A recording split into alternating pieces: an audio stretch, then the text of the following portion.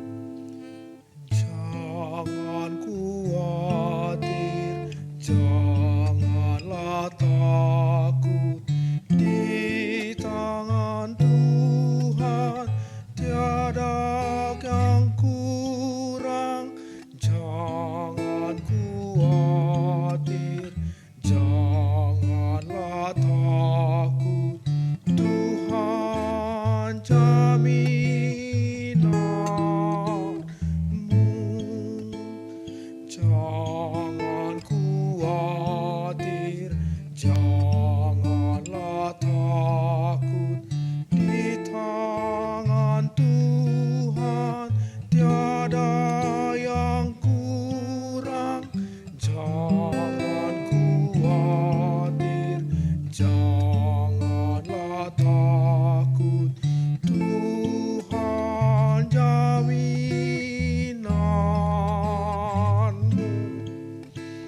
Jangan khawatir, janganlah takut, di tangan Tuhan tiada yang kurang.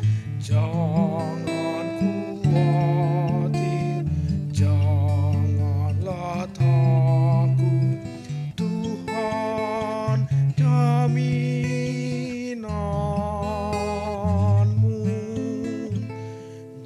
Jangan khawatir, janganlah takut, di tangan Tuhan tiada yang kurang. Jangan khawatir, janganlah takut, Tuhan jaminanmu. Jangan khawatir, janganlah takut, di tangan Tuhan tiada yang kurang. Jangan khawatir, janganlah takut, Tuhan jaminanmu.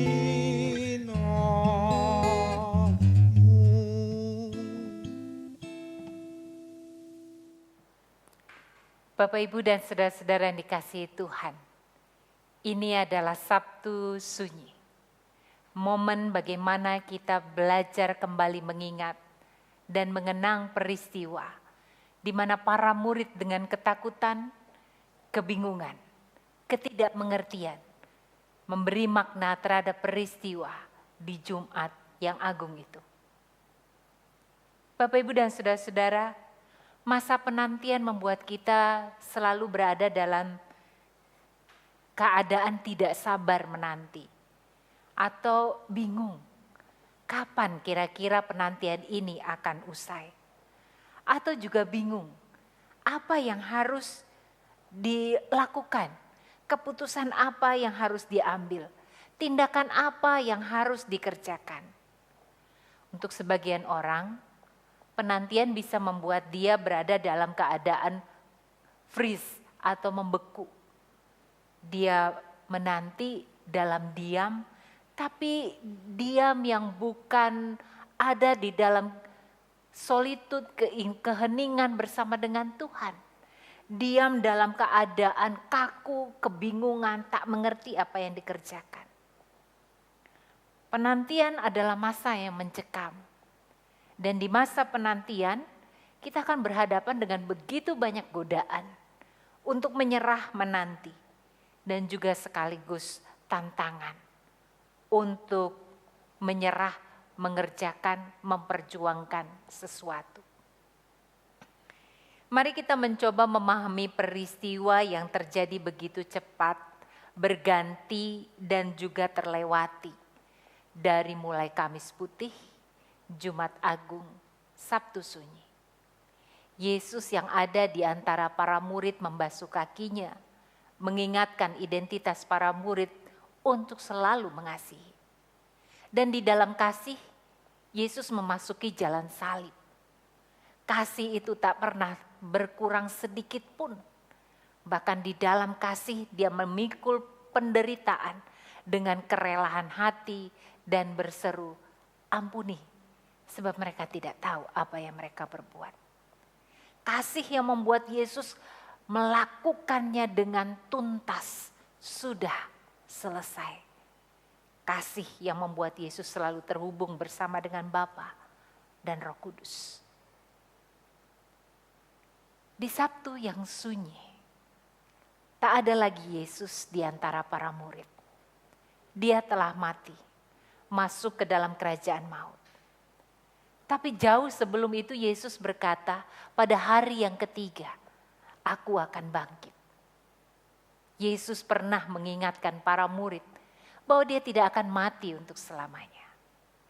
Saat itu mereka belum memahami apa yang terjadi. Pada peristiwa itu mereka lari kocar-kacir. Mereka bersembunyi dalam ruang-ruang tertutup.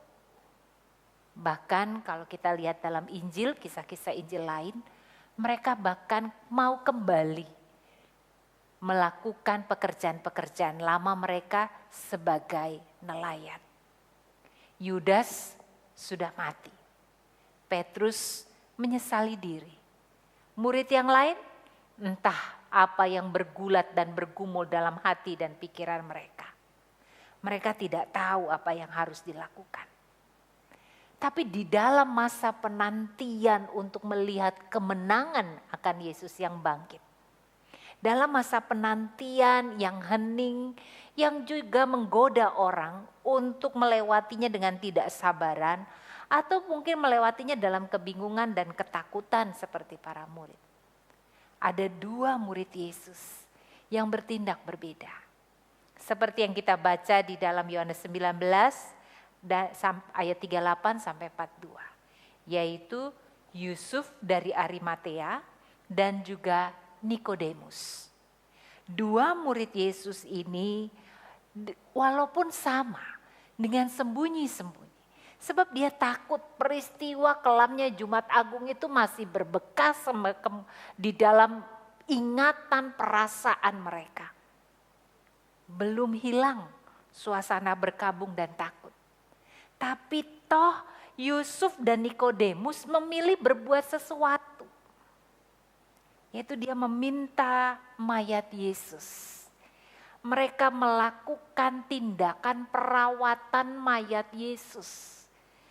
Dan bukan sekedar menurunkan mayat, tapi mereka memberikan penghormatan, cinta, penghargaan terhadap mayat Yesus.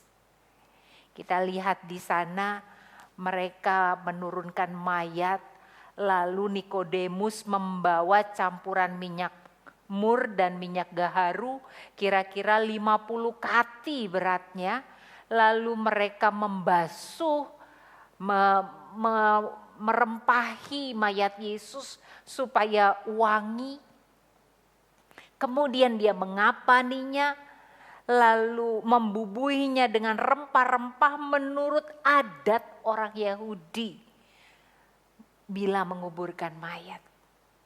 Jadi dua orang ini memperlakukan mayat Yesus dengan hormat, dengan penuh cinta dan merawatnya sebaik mungkin. Itu yang dilakukan mereka, Yusuf dari Arimatea dan Nikodemus. Mereka meletakkan mayat Yesus pada makam kubur baru yang belum dipakai, diberikan kepada Yesus. Dalam Sabtu yang sunyi itu, kita bisa melihat dua murid ini melakukan tindakan cinta kasih dalam keheningan, dalam kesucian, dalam kesepian.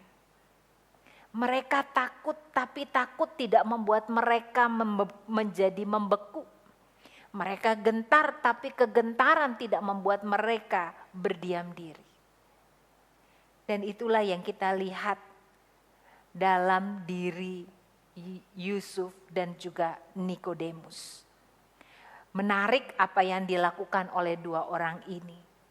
Sementara kita mencari di mana 11 murid yang lain, tapi jangan lupa ada dua murid lain yang bertindak di dalam duka, yang bertindak di dalam gentar dan memilih melakukan sesuatu. Sekalipun mereka tidak mengerti, tetapi mereka memilih untuk menyatakan cinta dengan apa yang bisa mereka lakukan. Maka Bapak, Ibu, dan saudara-saudara yang dikasihi Tuhan, sesungguhnya hidup kita saat ini berada di dalam masa penantian. Kita saat ini semua sedang ada di dalam masa di mana kita menanti kedatangan Kristus kembali. Mungkin kita mengalami kebingungan, apa yang harus kita perjuangkan, apa yang harus kita lakukan. Mungkin ada orang yang kemudian tenggelam dalam ketakutannya. Mungkin juga ada yang memilih untuk tidak melakukan apapun. Mungkin ada yang memilih tenggelam dengan kesedihannya, dengan pergulatan dan persoalannya. Seperti di Jumat Agung dengan penderitaannya. Menanti kapan sesungguhnya kemudian diberikan kelegaan dan kebebasan. Menanti kapan sesungguhnya semua ini akan berlalu dan dimenangkan. Di dalam masa penantian kita melihat Yusuf dan Nikodemus. Dan biarlah tindakan mereka menjadi teladan bagi kita dalam masa penantian ini. Masa yang penuh dengan godaan dan tantangan. Masa yang penuh dengan perjuangan. Tapi jangan pernah membuat kita berdiam tak melakukan apapun. Mari dalam masa hening kita, masa penantian kita tetap memperjuangkan apa yang terbaik yang bisa kita lakukan bagi cinta kita, di dalam cinta kita bagi Yesus. Itulah yang dilakukan oleh Yusuf dan Nikodemus. Memang ada pilihan bagi kita untuk melewati masa jeda, masa menanti, masa antara. Ada banyak yang bisa kita kerjakan. Tapi kiranya dari begitu banyak, dari 1001 pilihan yang kita dapati, yang ada di hadapan kita. Kiranya kita memilih seperti Yusuf dan Nikodemus. Memilih melayani, memilih melakukan sesuatu. Kadangkala kita tidak mengerti, tapi biarlah tangan kita terus berkarya. Tapi biarlah cinta kita terus mengalir sebagai tanda cinta yang besar kepada Kristus. Menanti di saat kemudian kemenangan itu dirayakan, kemenangan itu dinyatakan. Biarlah masa penantian ini mengingatkan kita untuk terus terpaut kepada Kristus, memuliakan Kristus di dalam cintanya. Tuhan memberkati kita dalam masa penantian kita. Amin.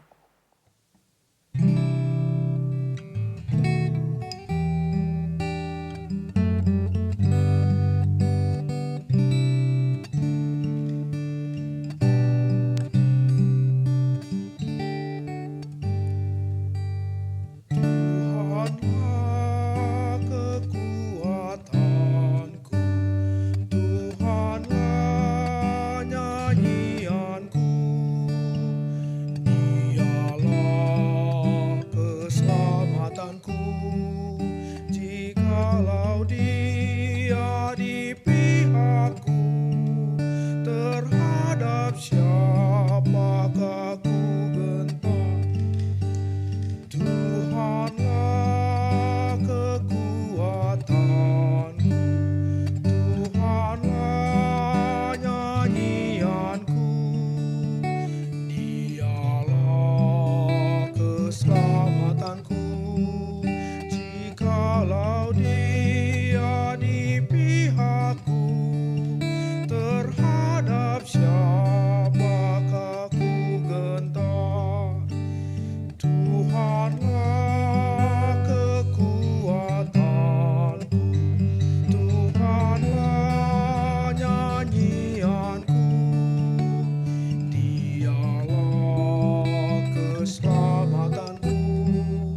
Jikalau Dia di pihakku, terhadap siapakah ku gentar?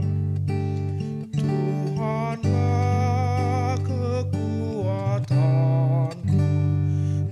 Tuhanlah nyanyianku, Dialah keselamatanku.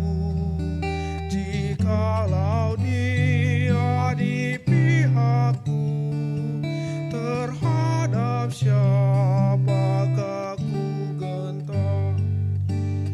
Tuhanlah kekuatanku, Tuhanlah nyanyianku, Dialah keselamatanku.